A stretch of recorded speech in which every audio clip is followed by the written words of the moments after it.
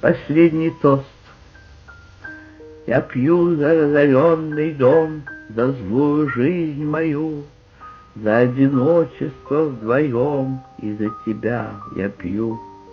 За ложь меня предавших губ, за мертвый холод глаз, за то, что мир жесток и груб, за то, что Бог не спас.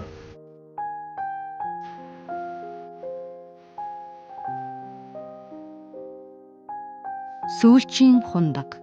Энэ нэрийг мэдэхгүй, сонсоогүй утга зохиол сонирхогч гэж үгүй буйзаа.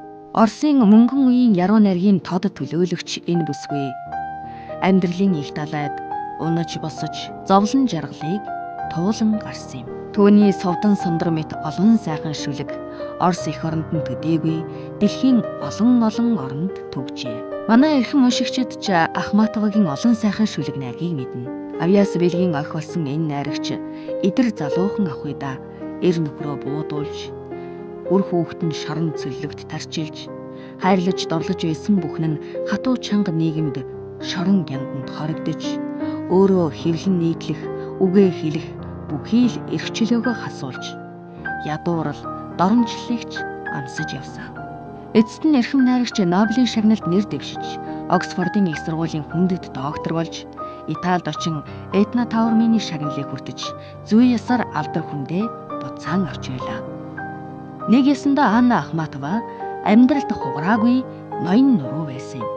Энэ алдартай найрагч бүсгүй монголчуудтай холбоотой нэгэн шижин байдаг нь Зүч хааны хөвгүүдийн үндэслсэн Алтан ордны улсын Ахмад хааны удам эмээгийнхээ нэрээр нэрлэгдэн шүлэг найргаа өргөж явсан нь юм. Түүнчлэн түүний цорын ганц хүү Лев Гумилев социалист нийгмийн чанга хатуу үед насан туршдаа Монголын түүхийг, их эзэн Чингис хааны түүхийг түүхийн тавцанд үнэн мөнөөр нь үлдээхийн төлөө зүтгэсэн их эрдэмтэн байлаа. Ийм нэгэн найрагчийг дурсан санах нэгэн тохиол тун саяхан санамсаргүй боллоо. Ахматова штэ. Би оюутан байхдаа анх тэр шүлгийг уншсан. Ерөөсөө 8 мөрт штэ. Тэгээд тэр Ахматовын Гумилевынхныг таньдаг байсан айлд би Ленинградад оюутан байхдаа нэг найзтайгаа очиж ирсэн, Орос найзтайгаа. Тэгсэн тэднийд байсан чинь юм гар бичмэл нь ингээ бичсэн байгаа байхгүй юу? Зургийг авцсан байсан. Тэгээд чинь 34 онд бичсэн шүлэг гэж байгаа. Хүү Лев Гумилевын шоронд тэгээд 3 жил болж исэн юм уу да. Бас хувьсгалын эсэргүү гэдгээр.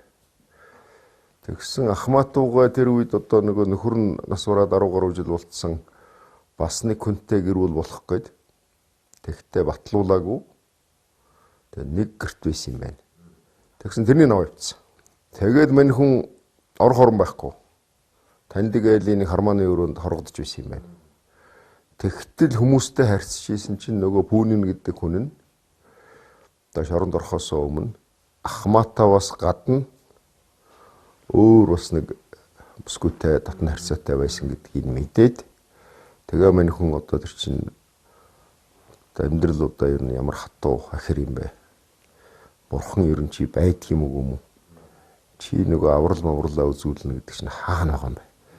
Тэгээ сүүлийн хундгаа ууя гэж тэр 8 мөртийг 2 хундганы дунд бичсэн мөрөөд гэж байгаа.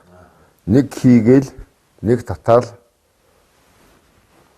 Тэгэл 8 мөртөө бичээл 2 хундгаа авгаал. Тэгээ энэ бол бас их тийм энийг яах нь бол нэгдүгээрт хүн хичнээн зовсон ч өөрийгөө босгоод ирдэг чаддаг байх хэвээр сэтгэлийн бас тэнхээ байх хэвээр. Тэрнээс хойш бол Ахматовга чинь 30 гаруй жил амьдэрсэн шүү дээ. Хоёр Ахматовыг дурсах монголчууд бидэнд бас нэг учир шалтгаан байгаа юм. Уг нь Гаренко гэж нэртэй юм. Одоо аавынхаа нэрээр хөөх юм бол, авгаараа хөөх юм бол гэтэл ээжийнхэн талын юм нь бол Монгол гаралтай. Ахмад хааны өрсөд баггүй юу. Тэгээ өөрийгөө би Монгол гаралтай хүн гэдэг. Лев Гумилев нь бүр тэрнийг их тодорхой бичсэн. Тэгээ тэр шүлгийг би одоо ер нь баг 50 жилийн өмнө юм уу да. 50-аас илүү жилийн өмнө анх удаа үзчихсэн. Энэ шүлэг одоо Монгол руу орчуулагдсан л байдаг байх таа гэсэн чинь орчуулагдахаар барах уу 5-6 хувилбар байдаг юм байна. Урянхай, Дашням, Гомбсурнгой, Саранцэцэг гэнүү би сайн мэдэхгүй юм байна. Тэгээд тэр хүмүүсийн одоо ийм хувилбар нэг шүлгийг ийм болон 8 мөртийг өөр шүлэг гараад ирсэн байгаа байхгүй юу? Утгууд нь арай жоохон өөр. Тэгсэн Твиттерийн чинь шуугаад 8 мөрт юм чинь би ч гэсэн оролдоод үзье даа гэдэг. Тэгээ н одоо монголчууд гэдэг бол сүрхий авьяастай болсон. Зүгээр Твиттер зүгээр нэг жирэгдэг улсууд шүлгийн хувилбар дэвшүүлээл. Тэгээ 110 хэдэн хувилбар ирсэн. Тэгээ тэрнийгээ шүүгээд одоо байр эзлүүлж байгаа санаатай юм.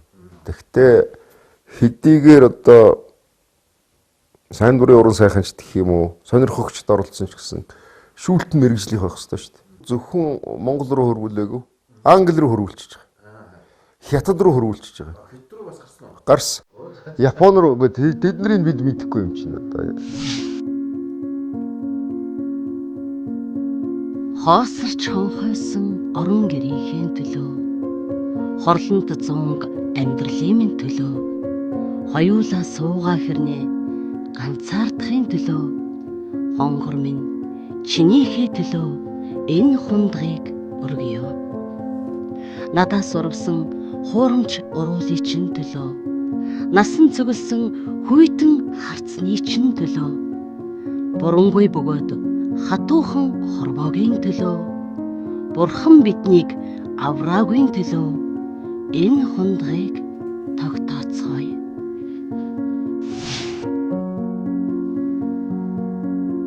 Байдгаа тоноолсон орон гэртээ харуулсахын учир, бачим хох амьдралдаа хорсохын учир, хоёулаа суугаач ганцаардахын учир, хонцогнож өнссөн гурвалд мэхлэгдсэний учир, хохимой хүйтэн харцанд дагчихын учир, хорвоо хахир агаад гүжрийн учир, хотлыг аврагч бурхан эс аварсны учир, үнний хэлэхэд үрд чамайг дурсахын учир, үгээ барж сүүлчийн хундгаа хүндрий.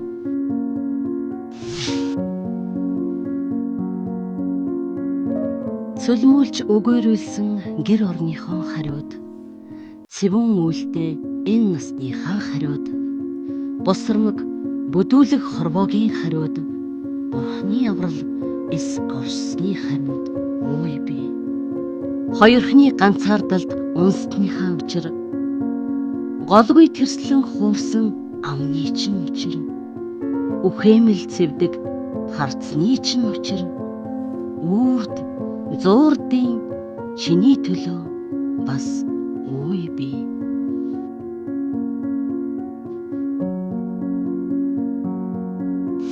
Ядалда хамтдаа яруу найргийн уралдааны асуудлаар ярих хэрэгтэй болж байна. Тоон дотор үсэг сөрөж явах гэж ярьдаг.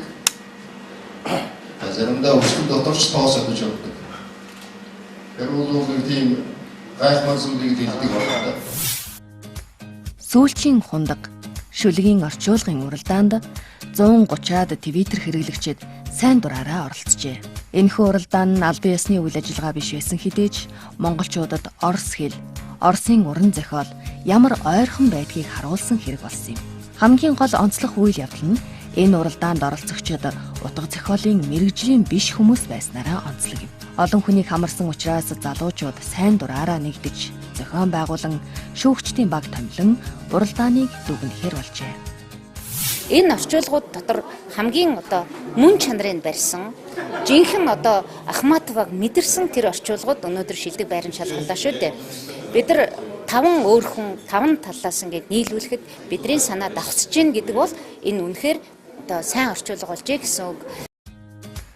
Төрийн шагналтай соёлын гавьяат зүтгэлтэн онц бөгөөд бүр ирэхэд элчин сайд гомсронгой сүүлчийн хундаг шүлгийг цагтаа орчуулж явсан нэгэн. Тэрээр энэ шүлгийн талаар өөрийн бодлыг бидэнтэй хуваалцсан юм. Энэ чухамхүү энэ сүүлчийн хундаг гэж манайхны орчуулад байгаа энэ нэг шүлгийг бол 8 мөр шүлэг шүү дээ. Тэрийг бол нэг орчуулж байсан удаатай. Өөр юм орчуулж байгаагүй. Тэгсэн чинь чухамхүү одоо энэ шүлгээр нь Twitter гэдэг одоо платформ гэдэг юм уу. За тэргээр одоо уралдаан зарлаад өөрөөр 100 гаруй хүн оролцоод ийм сонин үйл явдал болсон байна. Тэгээд намайг одоо энэ шүүгчийн бүрэлдээнд орооч гэдэг. Тэгээд тэр 100 хэдийн юг гүйлгэж харж одоо энэ чих төргийн шуурхай болж байгаа ажил шүү дээ. Тэр одоо орчуулсан сууч 2 хоногт л ялзуулсан юм гэлдэ. Шүүгч бид нар ч одоо нэг өдөр л ялзуулаа шүүсэн.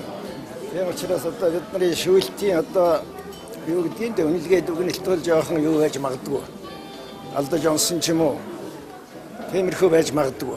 Тэр болж ич асуудал. Хамгийн гол нь одоо энэ Твиттерээр ийм сонин ажиллагаа явуулж болдгийм байна гэж би одоо их олзуурхаж энэ Твиттерийнхэнд энэ тухайд нь одоо их амжилт ирэж байгаа л да. 3 зүйлд одоо гомдсноо илэрхийлж одоо арих татъя гэж байгаа ухаантай тийм шүлэг байгаа шүү дээ. Тэгээ би тэр 3 зүйлийг одоо хэр зэрэг гаргаж ивэл гэж харах гэсэн. Тэгээд тэрийг бас тэгж одоо энэ ийм шуурхай юм дээр яхад амаргүй юм байна лээ. 3 зүйл гэдэг нь одоо манайхан бол жишээлбэл томоор ярих юм бол одоо бурханд гомдсон байгаа. Яднарт аврал үзүүлэхгүй байл гэж. Тэр бол нэг том утгатай юм байгаа. Одоо төр засаг гэж хэлээгүй нийгмийн амьдрал гомдсон байгаа. Тэр бол төр засагт гомдож байгаа. Өнгөрсөн 134 онд бичсэн шүлэг шүү дээ.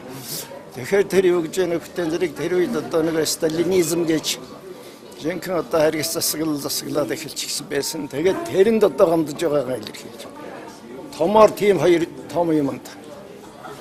За өөрийг нь тойруулаад бол одоо хэрэг дээр ийм байдлаас болоод орон гэрмэнд цэлүүлчихлээ. Миний амьдрал юу ч биш боллоо гэж өөрийнхөө амьдрал утарч.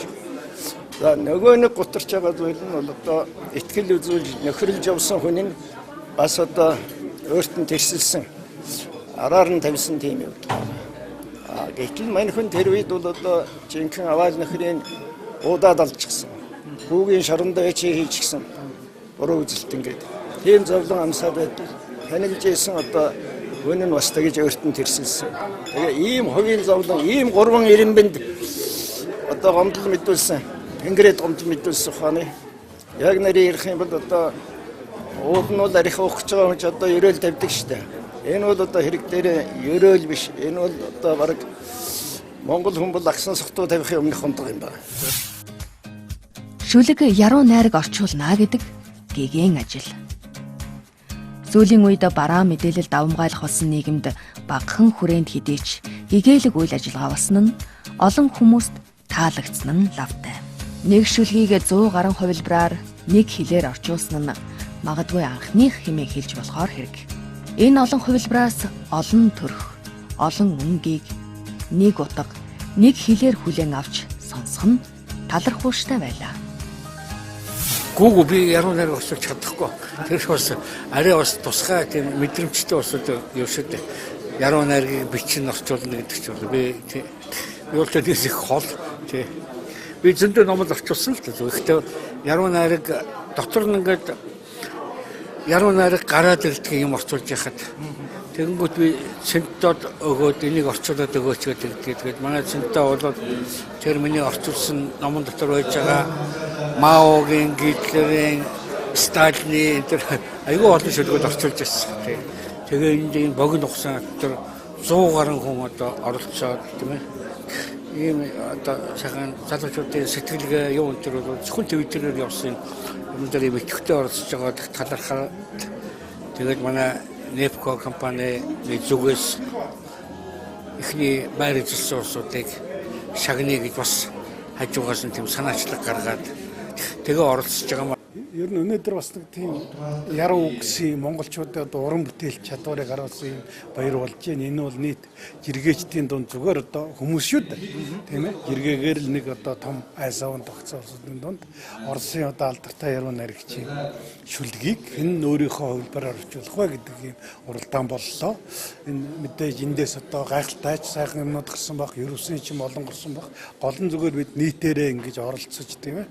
Нийтээрээ бас утга зохиол, үгийн урлагийн салбарт одоо авиасаа сориход бэлэн байгаа энэ нь бол надад сайхан санагдлаа. Байж байгаа би бас мэдээж эн чинь өөрөө бас зохиолч уран бүтээлч хүний хувьд оролцсон. Одоо ийм юу баяр майрн гэхээсээ илүүтэйгээр одоо дэмжээд тийм ээ энэ одоо үйл ажиллагааны бас хамтрагч байгаар бодож орсон. Шүлгийн орчуулгын уралдаанд оролцогчид зөвхөн монгол хэл дээр орчуулгаас гадна Япон, Англи, Хятад хэлээр орчуулсан нь энэ уралдааны нэг чимэг боллоо. Түүнчлэн уралдаанд ирүүлсэн бүхэл хувилбарыг нэгтгэн товхимол болгон гаргасан нь оролцогчдод барьсан бэлэг байлаа. Сүүлийн хундаг, өгөөрсөн оромж, үйлдэл амьдрал, хосороо ганцаардал, хонгорхон авраг, урвсан уруулт, уйлдэ харц, хөгийн орчлон, хөөмөл бурхан бүгдийн төлөө бий барья. За баярлалаа.